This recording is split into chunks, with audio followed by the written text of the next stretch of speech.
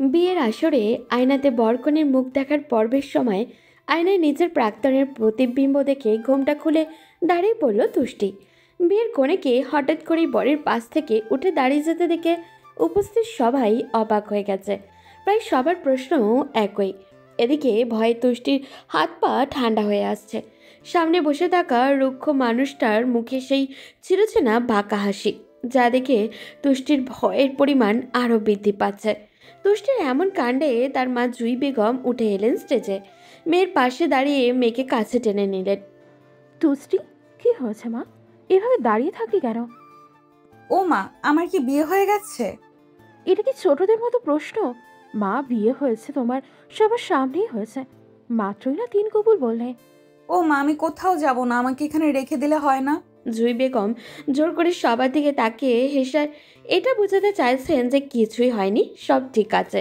তবে মেয়ের এমন অসহ্য কথায় তার প্রচণ্ড রাগ হচ্ছে। তুষ্টি মা, স্বামীর পাশে গিয়ে চুপচাপ করে বসো। একটা যদি টু শব্দ তোমার মুখ থেকে আমি শুনেছি, তাহলে তোমাকে আমি সবার সামনে মারবো। মা, ও মা, আমি... তুষ্টি, মায়ের ধমকের কাছে তুষ্টি সর্বদা কাতর। কারণ জুই বেগম ছেলে মেয়েদের রাগ করেন না তেমন, কিন্তু সামান্য একটা ধমক দিলেও বুঝতে হবে তারা অনেক বড় অন্যায় করে ফেলেছে, যার কারণে মা রেগে গেছে। তুষ্টি বেচার নিচের সেই কাঁপা কাঁপা শরীর নিয়েই আবারও নিজের সদ্য স্বামীর পাশে বসে পড়ে। এরপরে সেই আয়নাটা আবারও নিয়ে তাদের সামনে রাখা হয়। এবার তুষ্টির বোন এবং কাজিনরা তাকে প্রশ্ন করে। আয়নার ভিতর কি দেখা যাচ্ছে দুলাভাই? পাশে বসে থাকা পুরুষটা নিজেই সেই হাসি ঠোঁট বজায় রেখে বলল, আমার পৌষ মাস। বরের এমন উত্তরে সবাই বেশ অবাক হয়। তবে কনের বোনরা দুলাভাইয়ের এমন উত্তরে তাকে পাল্টা প্রশ্ন করে। কারোর সর্বনাশ? প্রণয়ের কথা শুনে তুষ্টির ভেতরের পানি সব শুকিয়ে চৈত্রের খরা হয়ে যাচ্ছে। ধুর, দুলাভাই না ভীষণ রসিকতা করেন। চল তুষ্টি, তুই বল, কি দেখছিস আয়নাতে? তুষ্টি কিছুই বলছে না। এটা দেখে জুই বেগম বিষয়টাকে এড়িয়ে যেতে বললেন। জুই বেগম প্রণয় আর তুষ্টিকে নিয়ে খাবার টেবিলে বসায়। সেখানে কনেপক্ষ এবং ছেলেপক্ষের উভয়ই অনেকগুলো মেহমান উপস্থিত ছিল। এই বিয়ে বাড়িতে প্রতিটা মানুষই কোনো না কোনো কাজে ব্যস্ত। তবে তুষ্টির কপালে জমে থাকা বিন্দু বিন্দু ঘামের কণা কেউ লক্ষ্য না করলেও তার মা কিন্তু ঠিকই লক্ষ্য করেছে। তবে কি মেয়েটাকে জোর করে বিয়ে দিতে কোনো ভুল করলো তারা? এটা ভেবেই জুই বেগমের হৃদয় কেঁপে উঠছে বারবার।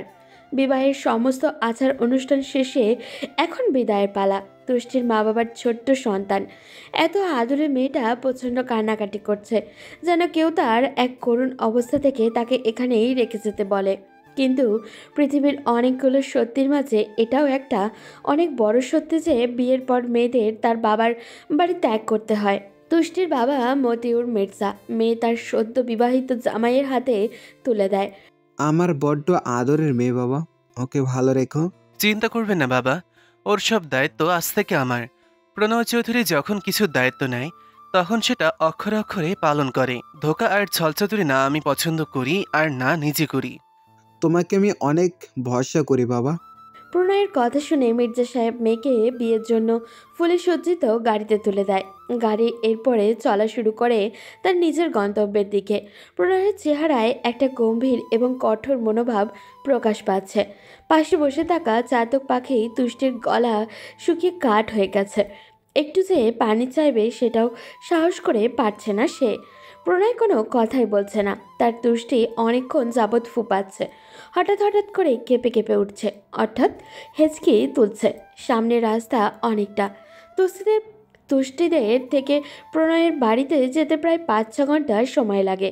তুষ্টির সাথে আসার মতো এসেছে তার ছোট খালামণির মেয়ে, যে তুষ্টির বেস্ট ফ্রেন্ড এবং কাজিন দুইটা। তবে সে এই গাড়িতে নেই। এখানে প্রণয় আর তুষ্টি দুজন একেবারে একা। তুষ্টির ফুপিয়ে ওঠার প্রণয়কে এবার বিরক্ত করছে। অনেকটা সময় ধরে নিজেকে সামলে রাখলে এবার আর পারল না। তুষ্টির নরম হাত নিজের শক্ত হাতের মাঝে নিয়ে চেপে ধরে প্রণয়। হঠাৎ করেই প্রণয়ের এমন আক্রমণে তুষ্টি ভড়কে যায়। ব্যথা পাচ্ছি আমি। কাঁদছিস কেন? এত কাদার কি হয়েছে? এই মায়াকান্না বন্ধ কর। সামনের দিন পড়ে আছে এই অশ্রুগুলোর, সামনের দিনগুলোর জন্য তুলে রাখ। তখন এই চোখের পানি শুকিয়ে গেলে আমি মজা পাবো না। প্রয়ন। প্রণয় তুষ্টির চুলগুলো পেছন থেকে ধরে নিজের কাছে নিয়ে আসে। একদম, আমার নাম তোর এই নোংরা মুখে নিবি না।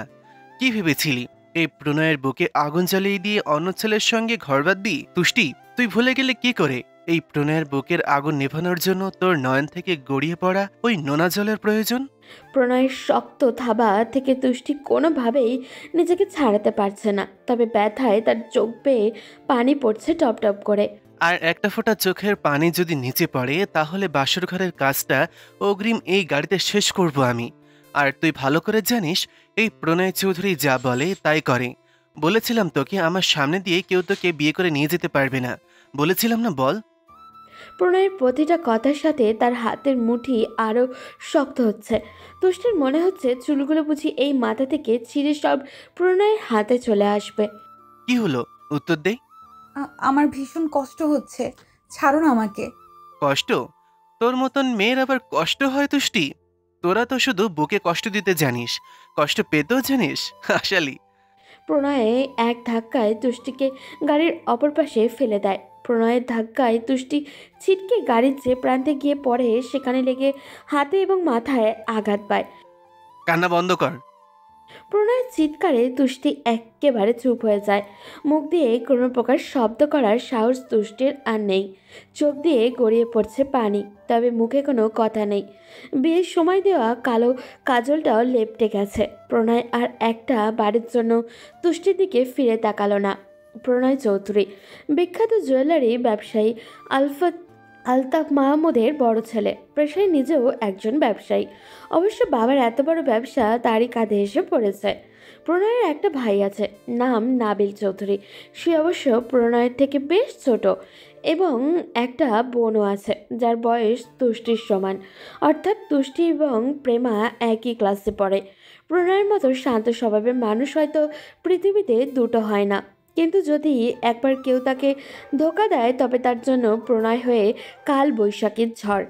গাড়ির এক কোণায় নিজেকে গুটিয়ে বসে আছে তুষ্টি, মাঝে মাঝে ফুপিয়ে উঠছে। তুষ্টির ফুপানো দেখে প্রণয়ের প্রচণ্ড রাগ হচ্ছে। এই মুহূর্তে যদি সব কিছু ভাঙচুর করে দিতে পারতো তাহলে হয়তো তার ভালো লাগতো। 5 ঘন্টার রাস্তা এখনও 2 ঘন্টাও হয়নি। তুষ্টি কখনো আটকা জায়গায় থাকতে অভ্যস্ত নয়, তার ট্রমাটিক স্ট্রেস ডিস্টার্ব আছে। কিন্তু এই গাড়িটার সব জানলা বন্ধ। অতিরিক্ত কান্নার কারণে এখন তুষ্টির বমি পাচ্ছে, শরীর গুলিয়ে আসছে, মাথা ভার হয়ে আসছে। প্রণয়ের এইসব কিছুই অজানা নয়, তবে সে তো চায় তুষ্টির কষ্ট দেখতে। তুষ্টির বেদনা তাকে বড্ড বেশি আনন্দ দিচ্ছে। তুষ্টি পারছে না একটা জায়গায় স্থির হয়ে থাকতে। পা ছাড়ছি না, আর পারছি না। গাড়ি থামান প্লিজ, গাড়ি থামান। ড্রাইভার গাড়ি থামিয়ে দেয়। তুষ্টি গাড়ির দরজা খুলে বাইরে এসেই মনে হচ্ছে ভেতর থেকে সবটা বেরিয়ে আসবে। প্রণয় দুহাত বুকে গুজে তুষ্টির কষ্টগুলো বেশ হাসি মুখেই উপভোগ করছে। প্রণয়, পানি দাও প্লিজ। প্রণয় গাড়ি থেকে পানির বোতল এনে তুষ্টির দিকে এগিয়ে দেয়। তুষ্টি পানি খেয়ে চোখে মুখে পানি দিয়ে সমস্ত মেকআপ ধুয়ে তুলে ফেলে। আমি এই বাড়িতে যেতে পারবো না প্রণয়, দয়া করে আমাকে। প্রণয় বলে কাকে ডাকছো? ভুলে যেও না আমি তোমার স্বামী এবং বয়সে আমি বড়। প্রণয় বলে ডাকার অধিকার তুমি অনেক আগে হারিয়েছ, মিসেস তুষ্টি চৌধুরী। তাহলে কি বলবো তোমাকে? স্যার বলে ডাকবে, সবার সামনে ও গো হ্যাঁ গো বলে কাটিয়ে দেবে। একটা কথা, আমার মা বা বাবা যদি একটু জানতে পারে তুমি তুষ্টি আর আমি তোমার সাথে কি ব্যবহার করছি, তাহলে কিন্তু আমি সব ধ্বংস করে দেব। আর আমি যে সব করতে পারি তা নিশ্চয়ই আজ বুঝে গেছো। আমি তোমাকে মেলাতে পারছি না প্রণয়। আমার মনে হচ্ছে দুজন মানুষের শুধু চেহারাই এক, আত্মা অন্য কারোর। ঠিকই বলেছ। যেদিন তুষ্টি প্রণয়কে ধোঁকা দিয়েছিল সেদিন প্রণয় মরে গিয়ে নতুন প্রণয়ের জন্ম হলো। আমাকে কষ্ট দিয়ে যদি এই প্রণয়ের দেহের আগুন মিটে যায় তবে তুষ্টি তাই করবে, সব কষ্ট সয়ে নিবে। কথা দিলাম, মুখ বুজে থাকবো। গুড। প্রণয় কথাটা বলেই গাড়িতে উঠে পড়ে। তুষ্টিও ভারী লেহেঙ্গা নিয়ে গাড়িতে উঠে পড়ে। চুপচাপ একটা কোণায় নিজেকে গুটিয়ে নেয় তুষ্টি, চোখ বন্ধ করে থাকে। পৌঁছাতে এখনও 3-4 ঘন্টা সময় লাগবে। ঢাকা শহর বাংলাদেশের রাজধানী। রাজধানী হবার সুবাদে এখানে লেগে থাকে নানান মানুষের আনাগোনা। গ্রামের ফুরফুরে বাতাস থেকে এই শহরে যেন একেবারেই আলাদা। বাংলাদেশের আর পাঁচটা শহরে গিয়ে তুমি দেখবে শুধু সবুজের খেলা, কিন্তু ঢাকা শহরে ঢুকতে শুধু রাস্তা আর বড় বড় বিল্ডিং। মাহমুদ চৌধুরীর বড় ছেলের বউ আসবে ঘরে। চৌধুরী বাড়ি আর রং বেরঙের আলোয় সজ্জিত, দেখে যেন মনে হয় ভরে যাচ্ছে। নতুন বইয়ের থেকে বেশি সাজগোজ করেছে এই বাড়িটা। বরণডালা হাতে নিয়ে বসে আছেন প্রণয়ের মা মেহনাজ চৌধুরী। কখন ছেলেটা তার বউকে নিয়ে ফিরবে, তিনি তো অনেক কিছুই ভেবে রেখেছেন। 3টা বছর ছেলেটাকে চোখের সামনে কোনো এক মেয়ের জন্য কষ্ট পেতে দেখেছেন তিনি। সব ভুলে আজ জীবন নতুন শুরু করতে যাচ্ছে তার ছেলে, এতেই তিনি খুব খুশি। এদিকে মতিউর মির্জার ছোট মেয়ে হলো তুষ্টি। তুষ্টির বড় দুটো বোন আছে, তাদের ভালো ঘরে বিয়ে হয়েছে। তুষ্টি কেবল অনার্স প্রথম বর্ষের ছাত্রী, ওর বাবা একজন স্কুল শিক্ষক। বড় 2 মেয়ের বিবাহের পর ছোট মেয়েকে নিয়ে তিনি স্বপ্ন দেখতেন মেয়ে অনেক বড় হবে, তাই তো তুষ্টিকে এখনও বিয়ে দেননি। কিন্তু কিছুদিন আগে মতিউর মির্জার একটা অ্যাক্সিডেন্ট হয়, যার কারণে তার পা দুটো প্যারালাইসিস হয়ে গেছে। এই মুহূর্তে তুষ্টির বড় বোনেরা চায় তুষ্টির বিয়ে দিয়ে দিতে, কিন্তু তুষ্টি চাইতো আরও কিছু দূর পড়ালেখা করতে। এরই মধ্যে চৌধুরী বাড়ি থেকে সম্বন্ধ নিয়ে আসে তুষ্টির বড় দুলাভাই, যার কথা শুনে তুষ্টির বাবাও আর বারণ করেনি। তুষ্টির এই বিয়েতে কোনো মত ছিল না, তাই বিয়ের আগে পাত্রকে পরিবারকে এসব দেখার বিন্দুমাত্র ইচ্ছে ছিল না তুষ্টির। সন্ধ্যায় রওনা হওয়ায় বিয়ের গাড়িগুলো চৌধুরী বাড়িতে পৌঁছাতে পৌঁছাতে ভোর রাত হয়ে যায়। বরযাত্রী সবাই নেমে গেছে গাড়ি থেকে, তবে বর বউয়ের গাড়ি এখনও আসেনি। কিছুক্ষণ পর সদর দরজা দিয়ে চৌধুরী বাড়িতে ভেতরে প্রবেশ করছে ফুলের সজ্জিত একটা গাড়ি। মেহনাজ চৌধুরী হাতের বরণ ডালা এবং মিষ্টি নিয়ে নতুন বউয়ের অপেক্ষা করছিলেন। প্রণয় তুষ্টিকে নিয়ে বেরিয়ে আসে গাড়ি থেকে, তবে তুষ্টিকে অনেক ফ্রেশ লাগছে, কারণ বাড়িতে আসার আগে প্রণয় পার্লার থেকে তুষ্টির মেকআপ দ্বিতীয়বার করিয়ে এনেছে। মেহনাজ চৌধুরী বেশ জাঁকজমকের সাথে ছেলের বউকে ঘরে ঢোকালেন। সারা রাত জার্নি করে সবাই ক্লান্ত, তাই তিনি ছেলের আর বউকে তাদের রুমে পাঠিয়ে দিলেন। তুষ্টির শাশুড়ি পিছন পিছন একটা নতুন শাড়ি নিয়ে রুমে এসে বললেন, মারে যা, এই কাপড়টা পরে আয়, গোসল করে নিয়ে তারপর ঘুমাবি। ভোর হয়ে গেছে, বিকেলে তো আবার বাড়িতে অনুষ্ঠান। ঠিক আছে। মা বাবাকে ছাড়া কষ্ট লাগবে আমি জানি। যখন আমি তোর মতো এই বাড়িতে নতুন আসি, আমি ওইভাবে কান্না করে চোখ ফুলিয়ে ফেলেছিলাম। কিন্তু জানিস কি মা, আজ এত বছর পর 3 ছেলে মেয়ে আর স্বামী আমার সব হয়ে গেছে। তোরও হবে সময়ের সাথে সাথে, কষ্ট পাস না। তুষ্টির শাশুড়ির কথায় মাথা নাড়ায়। মেহনাজ চৌধুরী সেখান থেকে চলে যান। তুষ্টি শাশুড়ির কথা মতো গোসল করে ভারী লেহেঙ্গা গয়না খুলে ফেলে। তুষ্টি গোসল সেরে রুমে আসতে দেখতে পায় প্রণয় রুমে ঢুকছে। দুজনের চোকাচোকি হওয়ায় তুষ্টি চোখ নামিয়ে নেয়। প্রণয় এগিয়ে আসে তুষ্টির দিকে। জামা খুলেছিস কেন? মানে কি জামা খুললি কেন? তোকে পারমিশন দিয়েছি আমি জামা খুলতে? আন্টি। প্রণয় এক হাতে তুষ্টির গাল দুটো চেপে ধরে বলে, কি বললি আবার বল। আমার লাগছে। আগে বল কি বললি। আন্টি। প্রণয় তুষ্টির কথায় আরো জোরে তুষ্টির গাল চেপে ধরে বলে, আন্টি নয় মা হবে। মা কি হবে আবার বল। মা ছাড়ো। একটা কথা কান খুলে শুনে রাখ, এরপর থেকে নিঃশ্বাস নিতে গেলেও আমার কাছে জিজ্ঞেস করবি নিঃশ্বাস নিব আমি, বুঝতে পেরেছিস? হ্যাঁ। গুড। প্রণয় তুষ্টির গাল ছেড়ে ওয়াশরুমে চলে যায়। তুষ্টি হাঁটু গেড়ে মাটিতে বসে পড়ে। এই কেমন প্রণয় তার সামনে উপস্থিত হলো? তবে কি সেদিন তুষ্টি সত্যি অনেক বড় অন্যায় করে ফেলেছিল? ওয়াশরুম থেকে বেরিয়ে প্রণয় দেখতে পায় তুষ্টি এখনও সেখানেই বসে আছে। প্রণয় তুষ্টির কাছে গিয়ে ওর হাত দুটো ধরে দাঁড় করায়, এরপর তাচ্ছিল্যের সুরে বলে, কিছুই তো শুরু করলাম না, তাহলে তুই এভাবে বসে আছিস কেন? তুষ্টি কোনো কথা বলে না। প্রণয় আবারও বলে, টেক রেস্ট বেবি, সামনে অনেক রাস্তা চলা বাকি আছে। তুষ্টি নিজেকে প্রণয়ের কাছ থেকে ছাড়িয়ে নিয়ে সোফায় শুয়ে পড়ে। তুষ্টির চোখ বন্ধ করতেই তার চোখে ঘুম নেমে আসে। প্রণয় কিছু সময় তুষ্টির দিকে তাকিয়ে থেকে এরপর সে রুম থেকে বেরিয়ে যায়। ভালোবাসা ভীষণ কঠিন। একবার ভালোবাসলে তাকে ভোলা যায় না, কিন্তু যদি একবার তাকে ঘৃণা করা শুরু হয়, সেটা আর সহজে ভালোবাসায় পরিণত হয় না। চৌধুরী বাড়িতে সব কিছু আছে। যদি জিজ্ঞেস করা হয় কি আছে, তবে বলতে হবে কি নেই তাই বলো। প্রণয়ের জন্য যেমন আছে একটা প্রাইভেট লাইব্রেরি, তেমনি একটা আলাদা রুমও আছে, যেখানে বসে প্রণয় নিজের সাথে যুদ্ধ করে।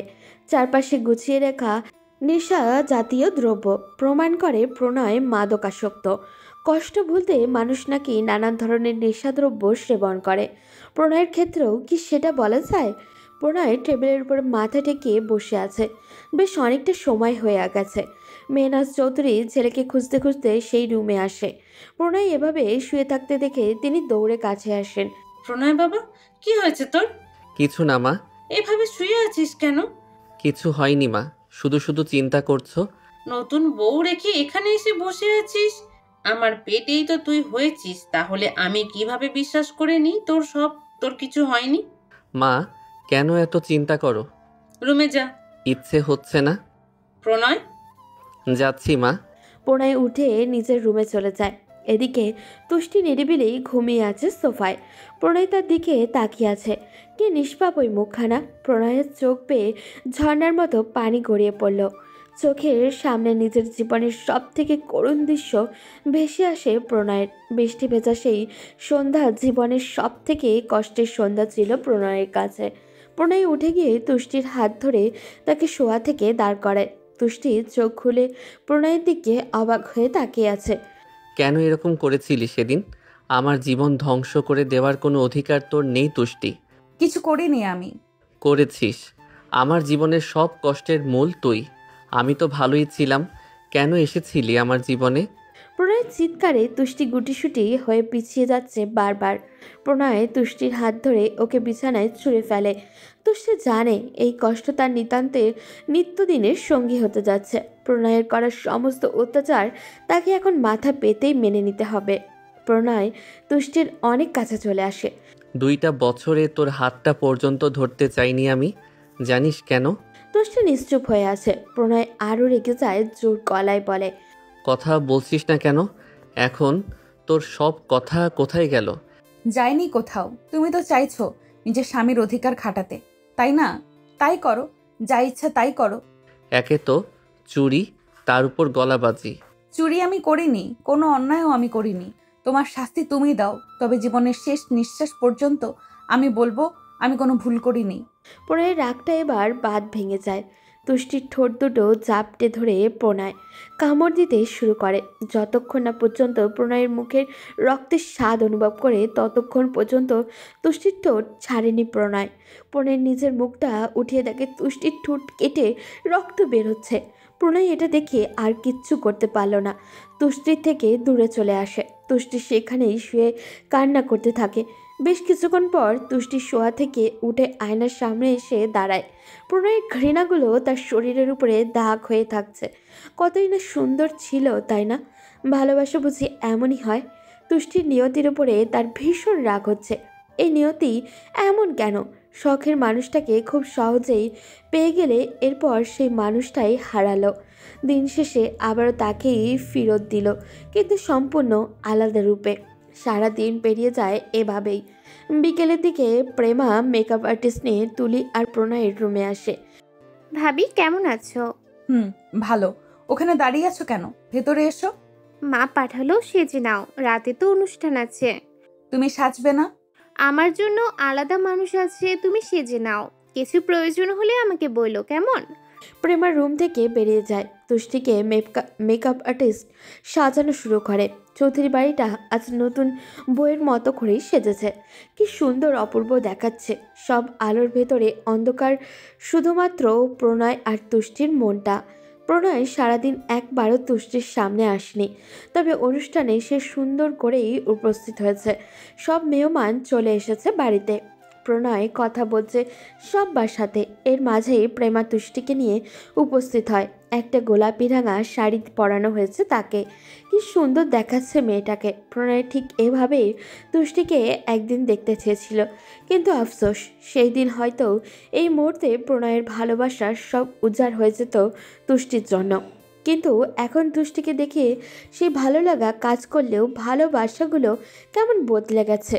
চাইলেও হৃদয় ভেদ করে বাইরে প্রকাশ করতে পারছে না। তুষ্টিকে স্টেজে বসানো হয়, পাশে প্রণয়ও এসে বসে। গেস্ট এসে দুজনকে উপহার দিচ্ছে, চারপাশ দিয়ে ছবি তোলা হচ্ছে। তবে তুষ্টির চোখ দুটো শুধুমাত্র তার মা, বাবা আর বোনদের খুঁজছে। কিছুক্ষণ পর তুষ্টির পুরো পরিবার উপস্থিত হয় সেখানে। তুষ্টি দৌড়ে মা বোনদের কাছে চলে যায়, মাকে জড়িয়ে ধরে তুষ্টি। মা কেমন আছো? ভালো আছি মা, তুই কেমন আছিস? ভালো। কাঁদছিস কেন বোকা মেয়ে? মা আমি বাড়িতে গিয়ে থাকতে পারি না। পাগল মেয়ে, বিয়ের পরে কেউ শ্বশুর বাড়ি ছেড়ে বাপের বাড়ি থাকে? থাকে না? না রে পাগলা, থাকে না। আমি কিছুদিন যাই না মা তোমার সাথে, আবার চলে আসবো।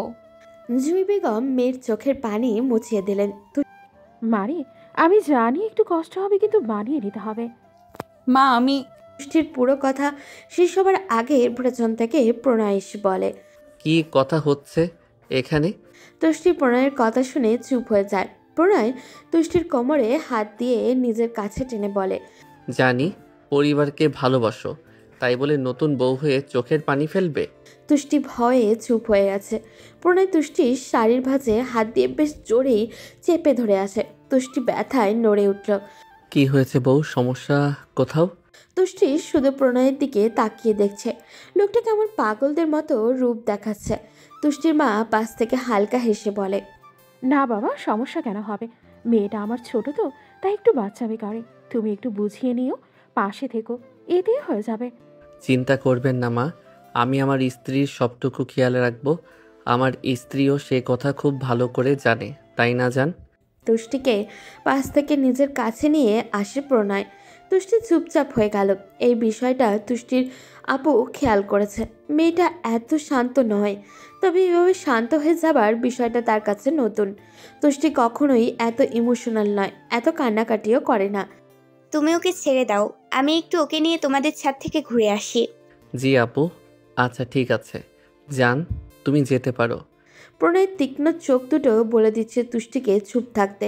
তুষ্টি বড় আপুর মেধা তুষ্টিকে নিয়ে বাড়ির ছাদে চলে আসে। এখানে অনেকগুলো গাছ লাগানো আছে, পাশে দোলনাও লাগানো আছে। মেধা তুষ্টিকে ইশারা করে বলে, এদিকে আয়। বলো আপু। প্রণয়কে আগে থেকে চিনতে তুই? তুষ্টির হৃদস্পন্দন বেড়ে যায় আপুর এই কথা শুনে। না না, চিনতাম না। আমার কেন এমন মনে হচ্ছে তুই ওকে চিনিস? এমন কিছুই না। শোন বোন, একটা কথা বলি, সংসার জীবন অতটা সহজ নয়। আমি অনেক কষ্ট পেতাম।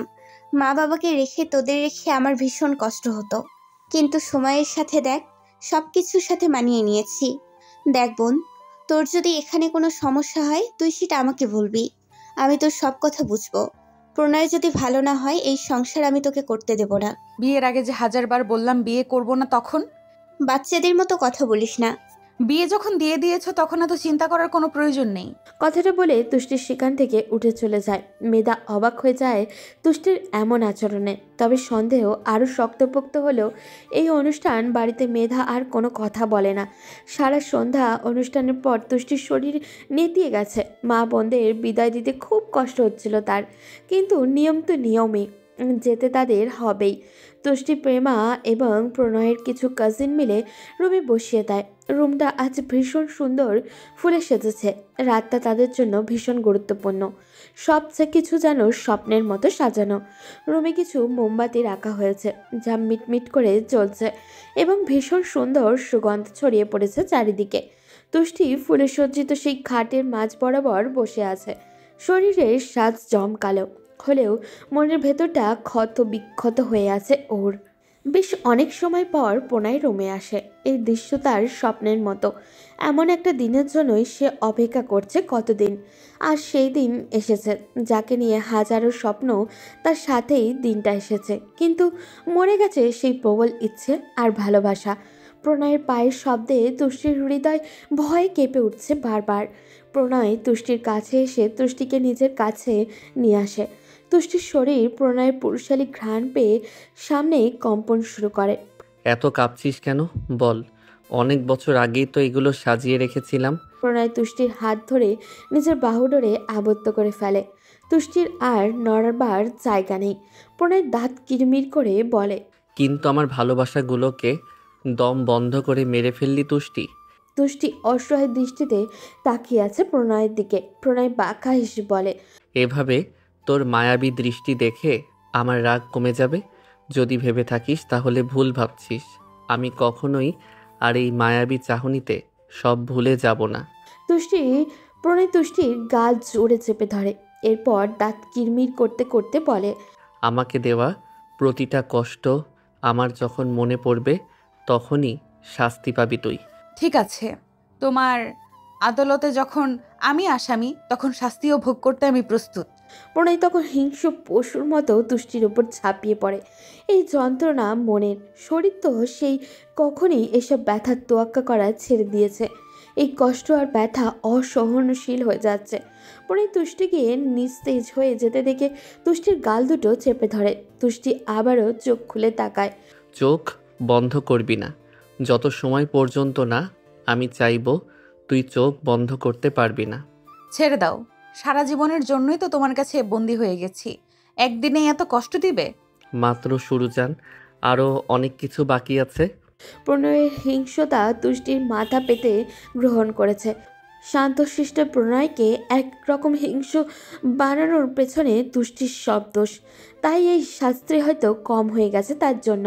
তুষ্টি এক পর্যায়ে চোখ দুটো আর খোলা রাখতে পারল না, চোখ বন্ধ করে নেয়। প্রণয় তুষ্টিকে নড়াচড়া করতে না দেখে বুঝতে পারে তুষ্টি জ্ঞান হারিয়েছে। প্রণয় তুষ্টির থেকে সরে আসে। ছেলেদের নাকি কাঁদতে নেই, তবে প্রণয়ের দু চোখ দিয়ে ঝরছে বৃষ্টির মতো জল। আমি চাইনি এসব, আমি চাইনি, কিন্তু আমার সব ভালোটুকু ধ্বংস করে দিয়েছিস তুই। আমাকে মেরে ফেলেছিস, একটা জীবন্ত লাশ হয়ে আছি আমি। প্রণয় তুষ্টিকে সোফায় শুইয়ে দেয়। বিছানার চাদরটা সুন্দর করে ভাঁজ করে তুলে রাখে বক্সে। সেখানে অনেকগুলো পুরনো স্মৃতি রাখা আছে তার। এরপরে নতুন একটা চাদর বিছিয়ে তুষ্টিকে শুইয়ে দেয়। নিজে বেরিয়ে আসে ব্যালকনিতে।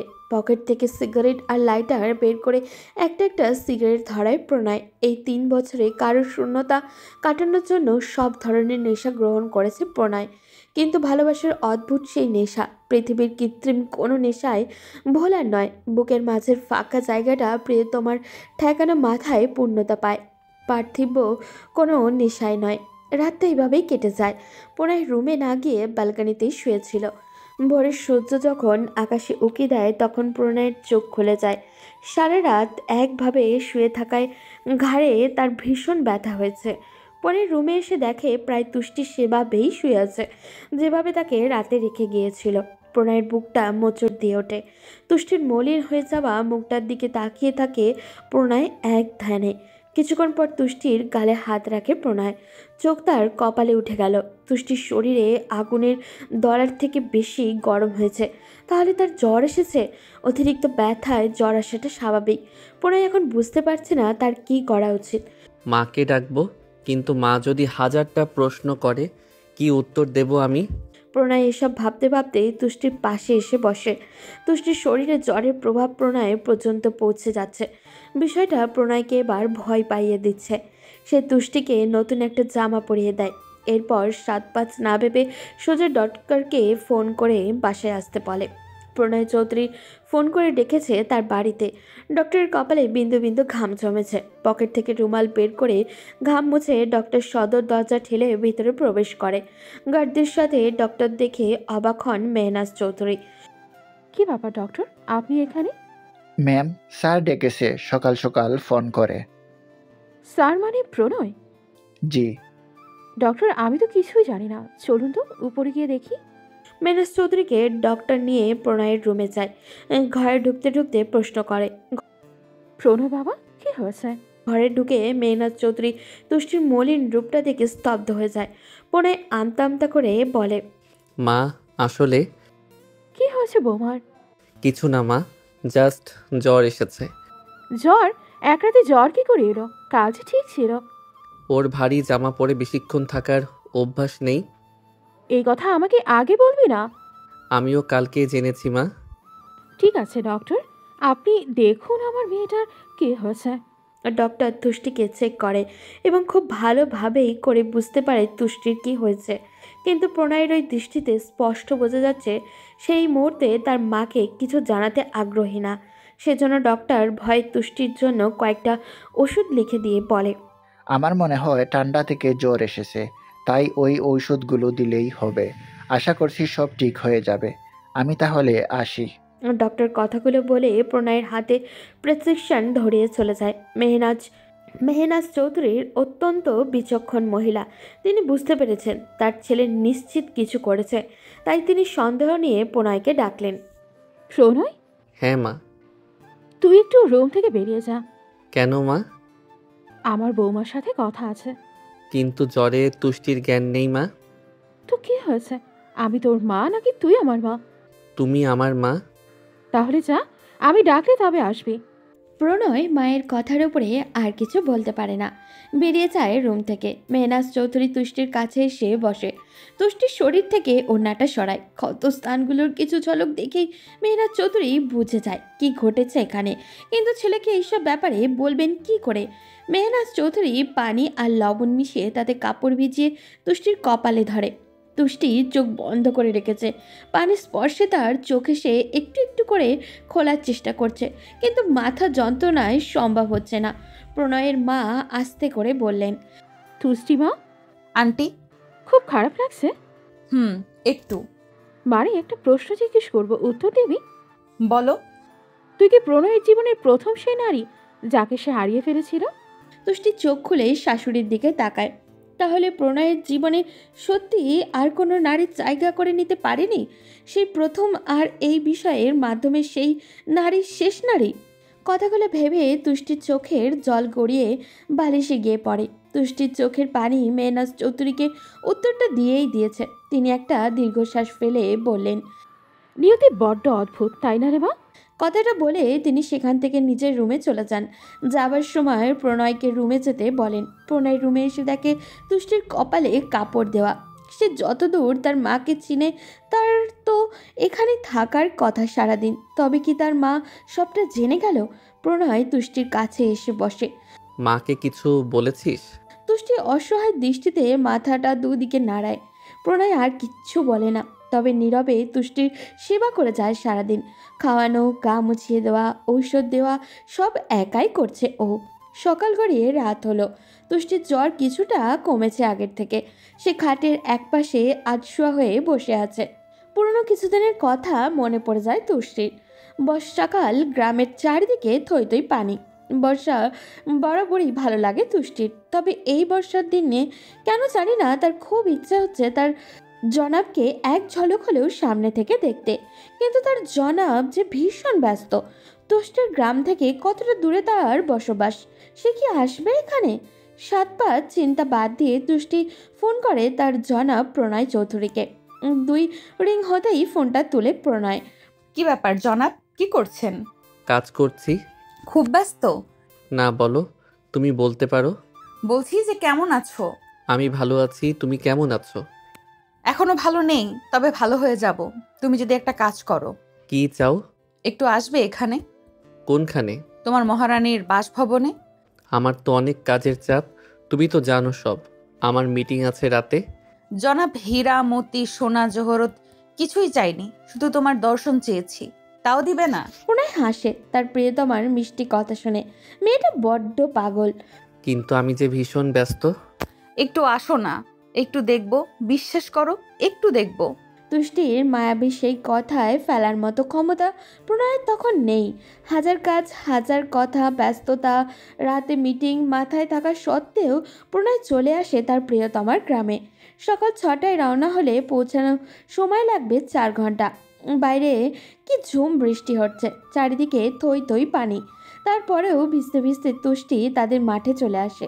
প্রণয় অবশ্য একটা ছাউনির নিচে ছিল, সে ভিজেনি। তুষ্টি তার মনের মানুষটাকে দেখে সে কি খুশি, পারলে এক্ষুনি জড়িয়ে ধরে। তুমি এসেছো, বিশ্বাসই হচ্ছে না। সবই ঠিক আছে, তুমি এভাবে ভিজলে কেন? জ্বর আসলে কি হবে? কিছু হবে না, তুমি এত কষ্ট করে এলে, আমি আসবো না? তুষ্টি, জ্বর আসলে তখন কি হবে? উফ জনাব, কেন এত চিন্তা করেন, চলেন ভিজি। তুষ্টির পাল্লায় প্রণয়ও ভিজে একাকার। ভেজা শেষে প্রণয় তার শহরে চলে আসলেও তুষ্টি আসে প্রচণ্ড বেগে জ্বর।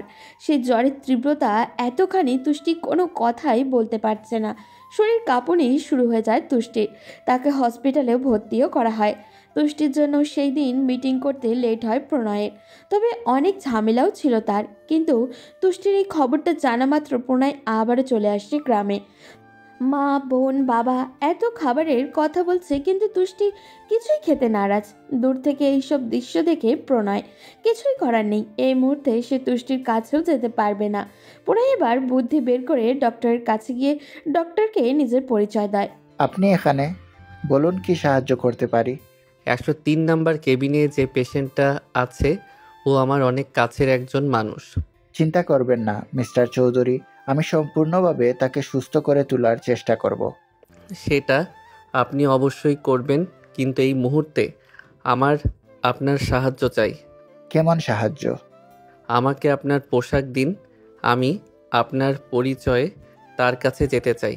বুঝতে পারছেন আশা করি। প্রণয়ের রিকোয়েস্টে ডক্টর রাখে। প্রণয় ডক্টরদের ছদ্মবেশে কেবিনে যায়।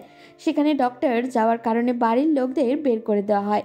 প্রণয় তুষ্টির কাছে গিয়ে বসে। তুষ্টির জ্বর কমেনি, সে চোখ বন্ধ করেই শুয়ে আছে। প্রণয়ের স্পর্শ হাতে অনুভব করে তুষ্টি। চোখ খুলে তাকায়। প্রণয় পরনের মাস্ক খুলে ফেলে। তুষ্টি তাড়াহুড়ো করে বলে, তুমি কখন এলে? এই তো একটু আগে। তুমি আমার কোনো কথাই শুনবে না তুষ্টি। এভাবে জ্বরে পুড়ছো বারবার, বললাম কাল ভিজো না ভিজো না। এই জন্য সেই ঢাকা থেকে এখানে চলে এলে? তোমার জন্য আমি 7 সমুদ্র 13 নদীও পার করতে পারি, তুমি সেটা ভালো করেই জানো। প্রণয়, এখন বলো কি খাবে? খাবার না খেলে সুস্থ হবে না। কিছু খেতেই মন চাইছে না। অবশ্যই খেতে হবে, কি খাবে বলো। আমি ভাবি, কি চিন্তা করছো? প্রেমার ডাকে বাস্তবে ফিরে আসে তুষ্টি। চারিদিকে তাকিয়ে বোঝার চেষ্টা করে সে কোথায়। অতীতে এতই ডুবে গিয়েছিল যে বর্তমানটা ভুলতে বসেছিল। ভাবি, খাচ্ছে না কেন?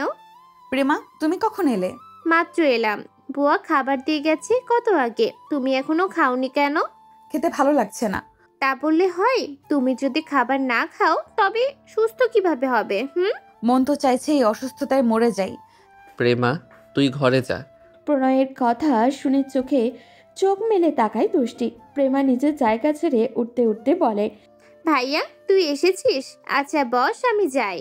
প্রেমা চলে যায়। প্রণয় দরজা বন্ধ করে দিয়ে তুষ্টির কাছে এসে বসে। তুষ্টি প্রণয়ের চোখের দিকে তাকিয়ে আছে। মনে হচ্ছে রাগে তার চোখ দিয়ে আগুনের ফুলকি বের হবে। মরার খুব শখ, তাই না? তুষ্টি কোনো কথা বলে না। প্রণয় আরও রাগ দেখিয়ে বলে, কি রে, কথা বলছিস না কেন? যদি চিন্তা করিস এত তাড়াতাড়ি মরে যাবি, তাহলে তুই ভুল। আমার তৈরি করা সমস্ত শাস্তি ভোগ না করা পর্যন্ত তোর মৃত্যু হবে না তুষ্টি। যেদিন তোমার শাস্তি শেষ হবে সেদিন আমি কথা দিচ্ছি এত দূরে চলে যাব, চাইলেও ফেরত আনতে পারবে না। প্রণয় কেমন পাগলের মতো অট্ট হাসিতে মেতে ওঠে। প্রণয়ের এই রূপ দেখে তুষ্টির চোখ দুটো ভিজে আসে। সে তো একটা ক্রমল হৃদয়ের প্রণয়কে সেদিন ফেলে রেখে এসেছিল। মানুষ এত বদলে যায়? প্রণয় তুষ্টির চুলগুলো পেছন থেকে আঁকড়ে ধরে। প্রণয়ের কাজে তুষ্টির মাথা নিচু হয়ে যায়। প্রণয় তুষ্টির সামনে মুখ এনে বলে, সবসময় একটা কথা মনে রাখবি, এত বছর পরেও যদি তোর এই প্রণয় চৌধুরীর স্ত্রী হিসাবে বাঁচতে হয়, তবে কাফনের কাপড় পরার আগ পর্যন্ত তুই এই প্রণয় চৌধুরীর দেওয়া কাপড়ই পরবি। তুষ্টির চোখ দুটো ছোট ছোট হয়ে আসে।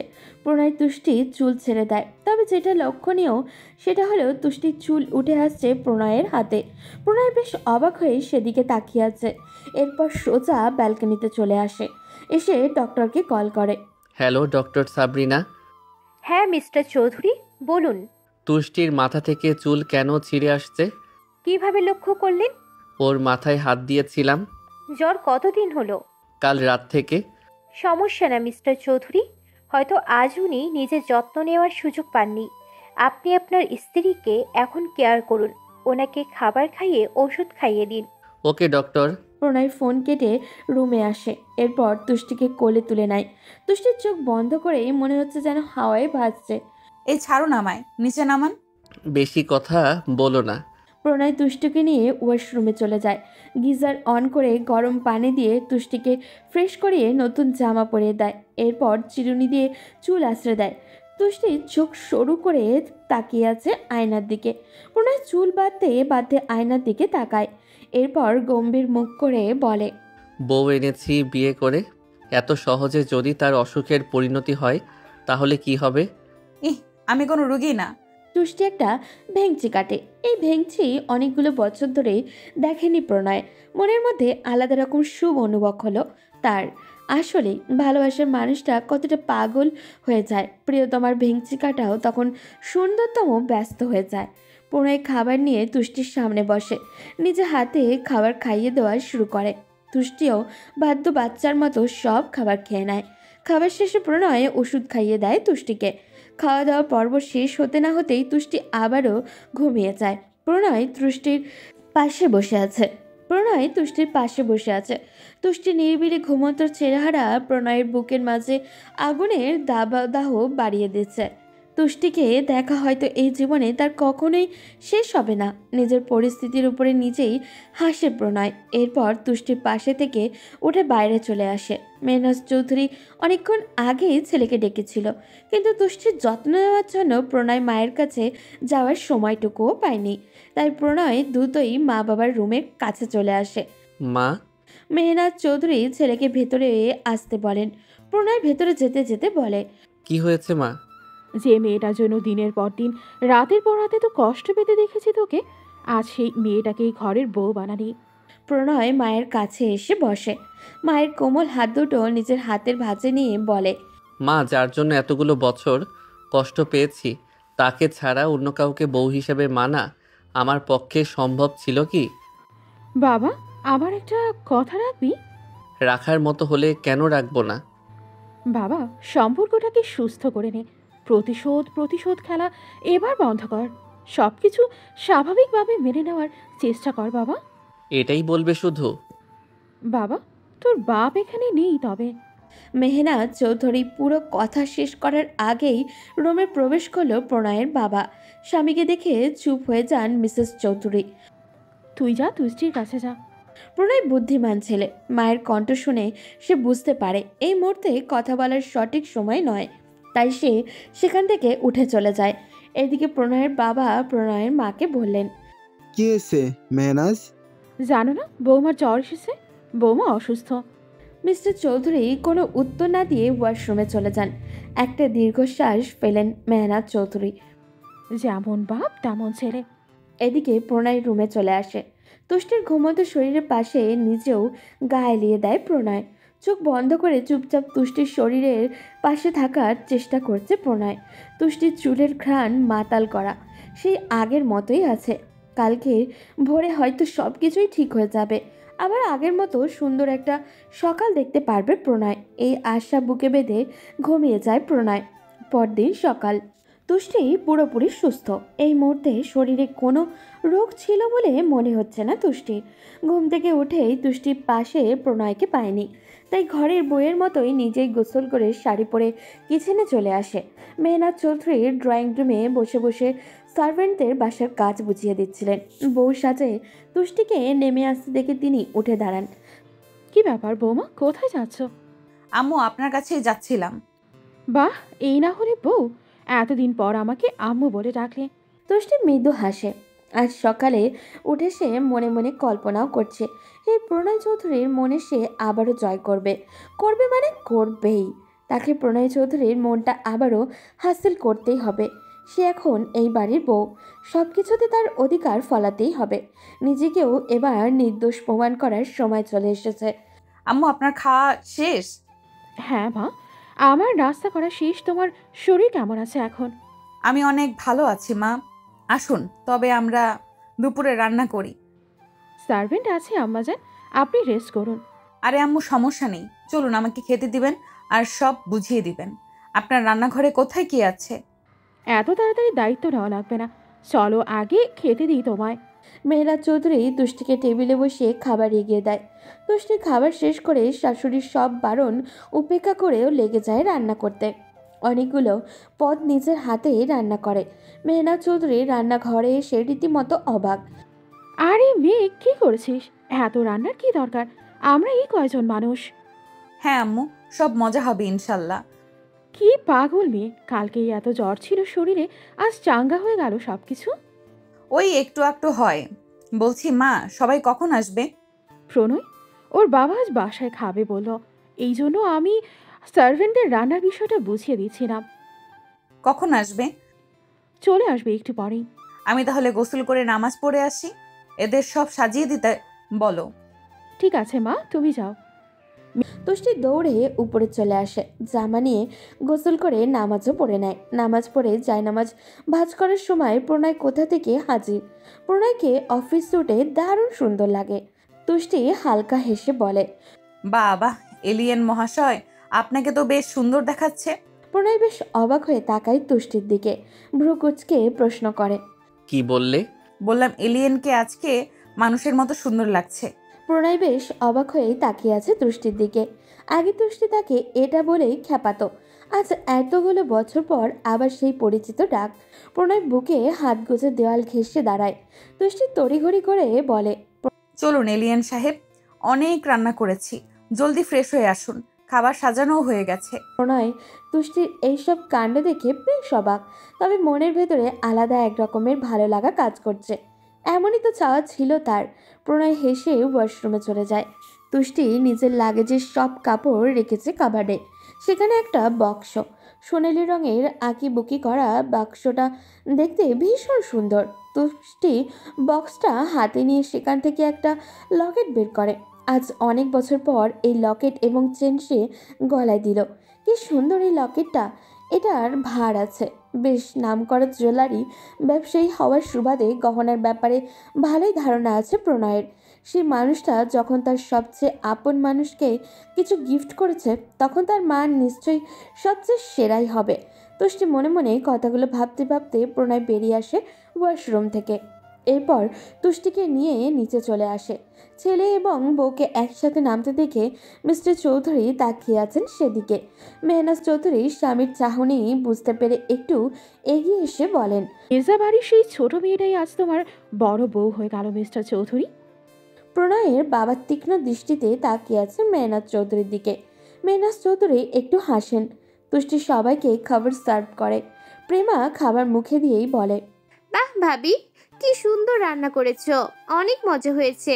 প্রেমার কথায় প্রণয় তুষ্টির দিকে তাকিয়ে অবাক হয়ে প্রশ্ন করে, এগুলো তুমি রান্না করেছো? হ্যাঁ, আমি রান্না করেছি। কেন, মজা হয়নি? প্রণয় কিছু বলে না, চুপচাপ খাওয়া মন দেয়। খাবার শেষে সবাই যে যার রুমে চলে যায়, আর প্রণয় আবারও অফিসে চলে যায়। তুষ্টি সন্ধ্যার সময়ও বাড়ির সবার জন্য নাস্তা তৈরি করে, কিন্তু প্রণয় বাসায় না থাকায় সে আর খেতে পারেনি। রাত 12টার দিকে প্রণয় বাড়িতে প্রবেশ করে। তুষ্টি ডাইনিং টেবিলেই বসে আছে। কলিং বেল বেজেই ওঠায় তুষ্টি দৌড়ে দরজা খুলে দেখতে পায় প্রণয় দাঁড়িয়ে আছে। প্রণয় তুষ্টিকে দেখে ভীষণ অবাক হয়, আস্তে করে প্রশ্ন করে, কি ব্যাপার, তুমি কেন? আপনার কি আরো কয়েকটা বউ আছে? মানে? মানে হলো, আপনার বিয়ের পর আপনার জন্য আমি ছাড়া কে অপেক্ষা করবে বলুন? প্রণয় প্রশ্নসূচক দৃষ্টিতে তাকিয়ে আছে তুষ্টির দিকে, কিন্তু তুষ্টি সেদিকে তোয়াক্কা না করে প্রণয়কে হাত ধরে ভিতরে নিয়ে আসে। যান, ফ্রেশ হয়ে আসুন, আমি খাবার দিচ্ছি। প্রণয় বাধ্য স্বামীর মতো সোজা উপরে চলে যায়। ফ্রেশ হয়ে নিচে এসে তুষ্টির সঙ্গে খাবার খেয়ে নেয়। খাবার শেষে প্রণয়ের রুমে চলে যায়। তুষ্টির নিচের সব জিনিসপত্র গুছিয়ে তারপর ওপরে যায়। এরপর চুপচাপ প্রণয়ের পাশে এসে শুয়ে পড়ে। প্রণয় কিছু বলবে, কিন্তু মনের ভেতর কীরকম একটা অদ্ভুত একটা বাধা অনুভব করছে সে। অনেক চিন্তার পর সে 7-5 না ভেবে তুষ্টিকে নিজের কাছে টেনে নেয়। তুষ্টিও চুপচাপ প্রণয়ের বুকে ঘুমিয়ে যায়। সকালবেলায় তুষ্টি ঘুম থেকে উঠেই পুরোদস্তর গিন্নির মতো কাজ শুরু করে। প্রণয় ফ্রেশ হয়ে রুমে এসে দেখে তুষ্টি তার জন্য জামা বের করে রেখেছে। প্রণয় বেশ অবাক হয়। তুষ্টিকে সে যতদূর চেনে, তুষ্টি খুবই সাদাসিধা একটা মেয়ে। কারোর প্যাঁচানো কথা বা কাজ সে বুঝতে পারে না কখনোই। তাহলে তুষ্টির আচরণে এত পরিবর্তন কিভাবে আসলো? হঠাৎই কিছু মনে হতেই প্রণয় তাচ্ছিল্য করে বলে, এমন চালাক হয়ে তো আমার হৃদয়কে ছিন্ন বিচ্ছিন্ন করে দিয়েছিলে। আগের মতো সেই সাদাসিধা হলে হয়তো এত কষ্ট দিতে পারতে না। প্রণয়ের মনে পড়ে যায় সেই দিনটার কথা, যেদিন প্রণয়কে সর্বহারা করে গেছিল তুষ্টি। প্রণয়ের ভেতরে একজন সুন্দর মানুষকে মেরে জাগিয়ে তুলেছিল এক ঘুমন্ত রাক্ষসকে। প্রণয় ডুব দিল অতীতে। সেদিনও বৃষ্টি ছিল। এই বৃষ্টি কেন হয় প্রণয়ের জানা নেই। তার বড্ড মেজাজ খারাপ হয় বৃষ্টি দেখলে। কেন জানি না বৃষ্টির সময় তুষ্টি তাকে অবহেলা করে। সারাদিন মন প্রাণ দিয়ে খালি বৃষ্টির ভিজবে আর অদ্ভুত অদ্ভুত কাজ করে যাবে। শহর থেকে তুষ্টির বাড়ি যে কত দূর, ড্রাইভ করতে করতে প্রণয়ের দম বের হয়ে যায়। তার শুধুমাত্র প্রণয়ই জানে। প্রেয়সীকে কখনো অনুভব করতে দেয়নি প্রণয় যে তার কত কষ্ট হয় ড্রাইভ করে আসতে। সব ঝামেলা পার করে আজ প্রণয় তুষ্টির গ্রামে আসবেই, কারণ আজ তাদের সম্পর্কে 2টা বছর পূর্ণ হলো। বাবা প্রণয়কে এত কাজ দিয়ে রেখেছে যে সকাল থেকে তাও সেগুলো কোনো মতে অগোছালোভাবে করে প্রণয় দৌড়ে ছুটেছে তার প্রিয়তমার কাছে। তুষ্টিকে অবশ্য প্রণয় বলে রেখেছে তারা যেখানে প্রথম দেখা করেছিল সেখানেই আসবে। প্রণয় জানে সে যাওয়া মাত্রই নিশ্চয়ই তুষ্টির দেখা পাবে। প্রণয়ের হাতে একটা লকেটের মাঝখানে একটা সুন্দর হীরার পাথর বসানো। প্রণয়ের কাছে থাকা সবচেয়ে দামি বস্তু এটাই, আর আজ সে নিজের জীবনের সবচেয়ে দামি মানুষকে এটাই উপহার দিতে যাচ্ছে। আজ সে তুষ্টিকে বিয়ের জন্য প্রপোজ দিবে। এদিকে তেমন ফুল পাওয়া যায় না, তবু প্রণয় এই বৃষ্টির দিনে খুঁজে খুঁজে 2টা বেলি ফুলের মালা আর 10টা নানান রঙের গোলাপ নিয়ে এসেছে। তার তুষ্টি যে ফুল বড্ড পছন্দ করে। এইসব ভাবতে ভাবতে রাস্তা শেষ হয়ে যায়। প্রণয় দ্রুত পৌঁছে সেখানে গিয়ে দাঁড়ায়। বৃষ্টি হচ্ছে। জায়গাটা হলো বিলের পাশে। প্রণয় হাতে পায়ে ঝাড়াঝাড়ি করতে করতে পেছনে তাকিয়ে যা দেখলো তা দেখে তার পুরো দুনিয়া থমকে গেছে। তার তুষ্টি অন্য কাউকে জড়িয়ে ধরে রেখেছে। প্রণয়ের দুনিয়া টুকরো টুকরো হয়ে গেল। প্রণয় দ্রুত পায়ে ওদের কাছে এগিয়ে যায়। ছেলেটাকে তুষ্টি থেকে ছাড়িয়ে ধাক্কা দেয় মাটিতে। ছেলেটা মাটিতে পড়ে যায়। প্রণয় আরও 2টা ঘা দেবে এর আগেই পেছন থেকে তুষ্টি প্রণয়ের হাত ধরে বসে। প্রণয় পিছনে ফিরে তাকায়। তুষ্টি, ও তোমায় ফোর্স করছিল? বলো আমাকে। প্রণয় পাগলের মতো জিজ্ঞাসা করতে থাকে কথাগুলো, কিন্তু তুষ্টি প্রণয়কে অবাক করে দিয়ে বলে, না, আমি ওকে ভালোবাসি। তুষ্টির কথা শুনে প্রণয়ের পায়ের নিচ থেকে মাটি সরে যায়। সে পাগলের মতো জিজ্ঞাসা করে, এই তুষ্টি, পাগল হয়ে গেছো? কি বলছো এসব? না, মজা করছি না। আমি ওকে ভালোবাসি। তুমি কি আর দিতে পারো আমাকে? তুমি যে এত গরিব আগে তো বলনি। এই পর্যন্ত একটা ফুল বাদে কিছুই তো দাওনি আমাকে। ওকে দেখো, আমাকে আইফোন গিফট করে, বিয়ের প্রস্তাব দিয়েছে। আমি ওকেই বিয়ে করব। তুমি আমার জীবন থেকে চলে যাও। আমি চাই তুমি আমার জীবন থেকে একেবারে চলে যাও। প্রণয় তুষ্টির কাছে গিয়ে ওর 2 বাহু ধরে বলে, এই তুষ্টি, পাগল হয়ে গেছো? কি বলছো এসব? মিথ্যা বলছো? মজা করছো? মজা করছি না। আমি তোমাকে ভালোবাসি না। মোটেই আমাকে আর মেসেজ বা কল করবে না। তুষ্টি নিজের হাত থেকে প্রণয়কে ছাড়িয়ে নিয়ে বলে। প্রণয় সেদিন তুষ্টির পা দুটো ধরে কেঁদেছিল, কিন্তু তুষ্টির নিষ্ঠুরতা চরম সীমা পার করে তুষ্টি সেখান থেকে ছেলেটার হাত ধরে চলে আসে। কি ব্যাপার, যাবেন না? তুষ্টির ডাকে প্রণয় অতীত থেকে বাস্তবে ফিরে। সেদিনের কথা মনে হলে আজও প্রণয়ের নিজেকে অসহায় মনে হয়। দুনিয়ার সব কিছু সে ভুলে যায়। প্রণয়ের বোকার মতো প্রশ্ন করে, কোথায় যাব? কোথায় আবার? অফিসে যাবেন না? হ্যাঁ, যাব।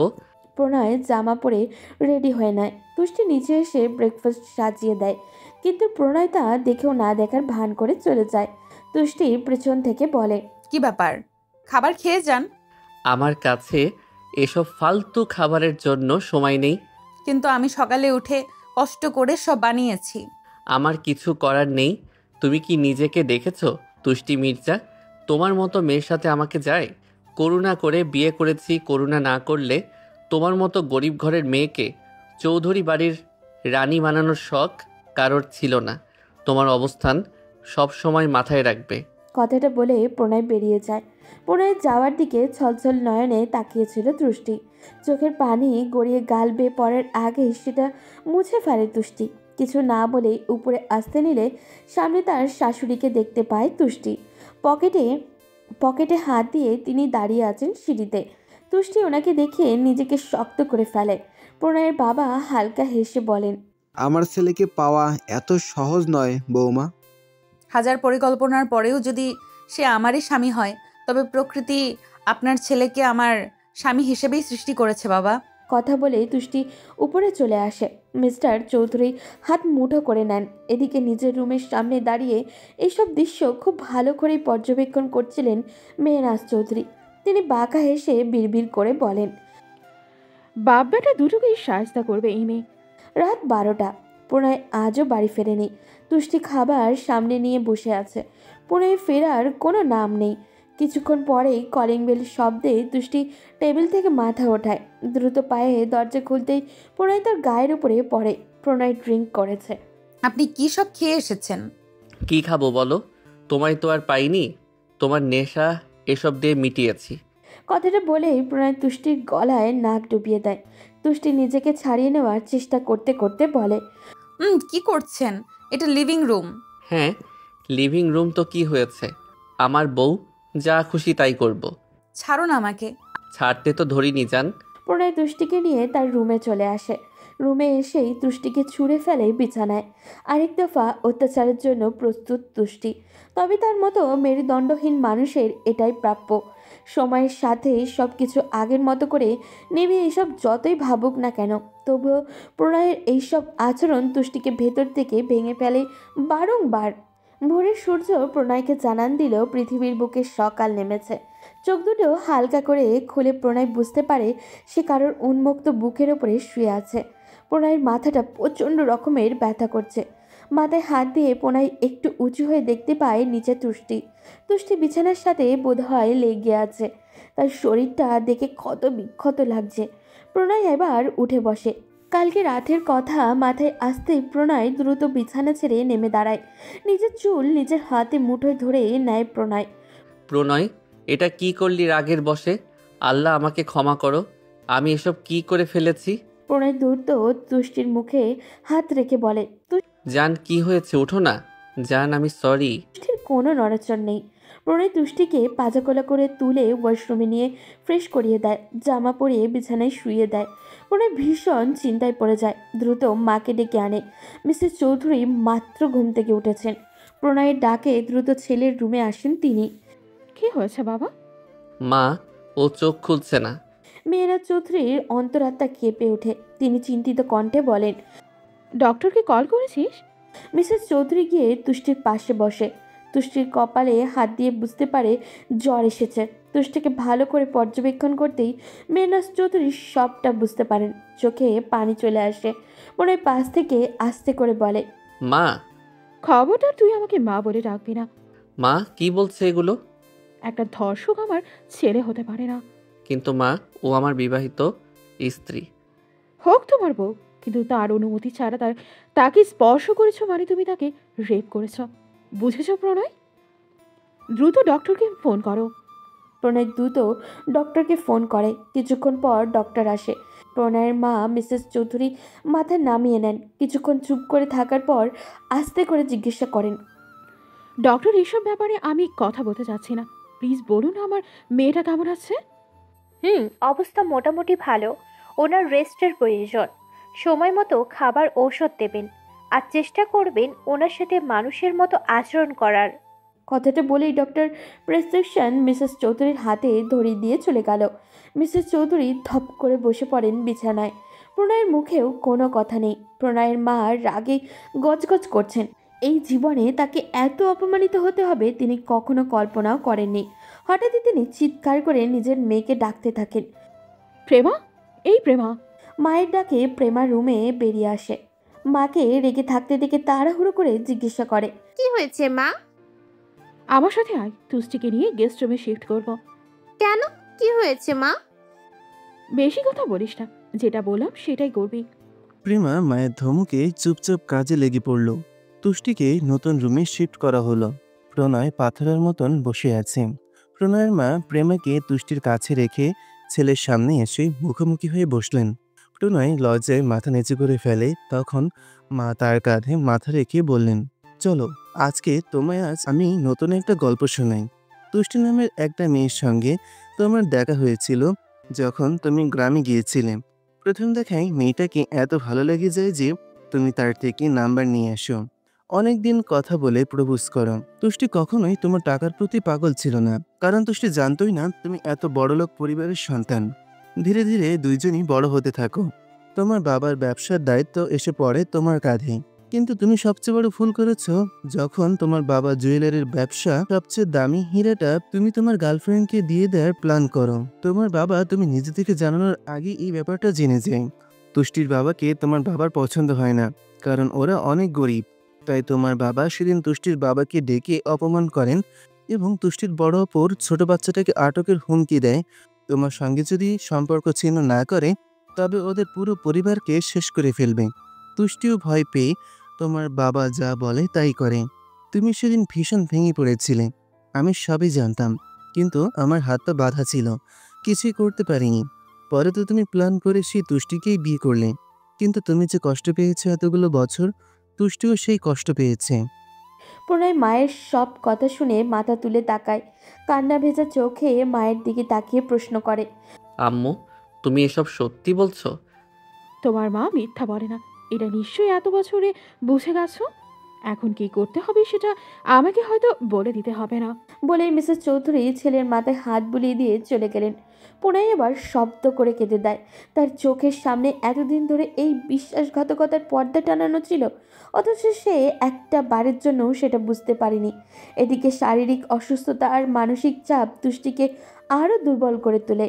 দুপুরের দিকে ভীষণ জ্বর আসে তুষ্টির, সারা শরীর কাঁপতে থাকে। প্রণয় ভয় পেয়ে তুষ্টিকে হসপিটালে ভর্তি করে। প্রণয়ের কেন জানি মনে হচ্ছিল সে নিজের জীবনের সবচেয়ে বড় ভুলের প্রায়শ্চিত্ত করার সুযোগ পেয়ে সেটা হারিয়ে ফেলেছে। লম্বা একটা সময় পর তুষ্টি চোখ খুলে অনুভব করে তার পায়ের কাছে কেউ বসে আছে। তার চোখে পানি তুষ্টির পায়ে পড়ছে বারংবার। তুষ্টি দ্রুত উঠে বসে। প্রণয় তুষ্টিকে উঠতে দেখে নিজেও উঠে দাঁড়ায়।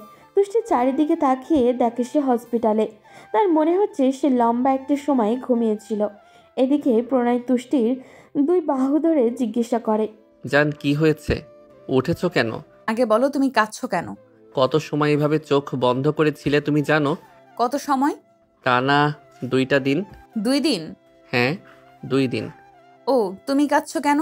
প্রণয় এবার তুষ্টিকে জড়িয়ে ধরে কান্না করে দেয়। তুষ্টি প্রণয়ের কান্না দেখে ভীষণ অবাক হয়। আলতো করে প্রণয়কে জড়িয়ে ধরে জিজ্ঞাসা করে, কি হয়েছে প্রণয়? ভালোবাসি তুষ্টি, আমি তোমাকে ভীষণ ভালোবাসি। হঠাৎ এই কথা বলার কারণ কি? কারণ তুমি আমার জীবন আর সেই জীবনকে আমি কষ্ট দিয়েছি। আগে কেন বলনি বাবার এই জঘন্য অপরাধ সম্পর্কে? কিভাবে বলতাম, আপনার বাবা সে। আমার বাবা, তোমার কি তাতে? তুমি কষ্ট পেতে, আর উনি যেই অবস্থান থেকে এই কাজ করেছেন, দুনিয়ার যে কেউ এই একই কাজই করত। প্রণয় আর কিছু বলতে পারে না। অপরাধবোধ তাকে আঁকড়ে ধরে রেখেছে। ভাঙা ভাঙা গলায় সে বলে, তুষ্টি, বিশ্বাস করো, আমি তোমাকে এখনো আগের মতোই ভালোবাসি। আমি তো জানি ভালোবাসেন, তাই তো কখনো ছেড়ে যাওয়ার কথা কল্পনা করিনি। জান, আই এম সরি, আমাকে প্লিজ ক্ষমা করে দাও। এত সহজে ক্ষমা করে দেব? বলো তোমার কি লাগবে, তোমার জন্য আমি নিজের জীবনটাও দিয়ে দিব। ওয়েট, আমি তোমাকে আঘাত করেছি, তোমার যত ইচ্ছা আমাকে মারো, তবুও প্লিজ আমাকে ক্ষমা করে দাও। তুষ্টি হালকা হেসে প্রণয়ের মুখটা নিজের মুখের সামনে ধরে প্রণয়ের ঠোঁটে আলতো করে নিজের ঠোঁট স্পর্শ করে বলে, আমার তোমাকে চাই প্রণয় চৌধুরী, সারা জীবনের জন্য চাই। যদি দিতে পারো তাহলে ক্ষমা করব। আমি তো সবসময়ই তোমার ছিলাম। আমি এই প্রণয়কে চিনি না। আমি আমার প্রেমিক পুরুষকে চাই, যে আমাকে একটিবার দেখার জন্য নিজের হাজার কাজ ফেলে রেখে চলে যেত। অবশ্যই মহারানী, আমি আপনার প্রেমের মায়াজালে সারা জীবন বন্দি কয়েদির মতো কাটাতে চাই। বলে প্রণয় তুষ্টিকে নিজের সাথে শক্ত করে চেপে ধরে। তাদের এই ভালোবাসা চলতে থাকুক আপন গতিতে। আজ এই পর্যন্তই, দেখা হবে। আজ এটা বুলেট। আজ এই পর্যন্তই, দেখা হবে পরবর্তী কোনো গল্পতে। সেই পর্যন্ত সবাই ভালো থাকবেন এবং সুস্থ থাকবেন।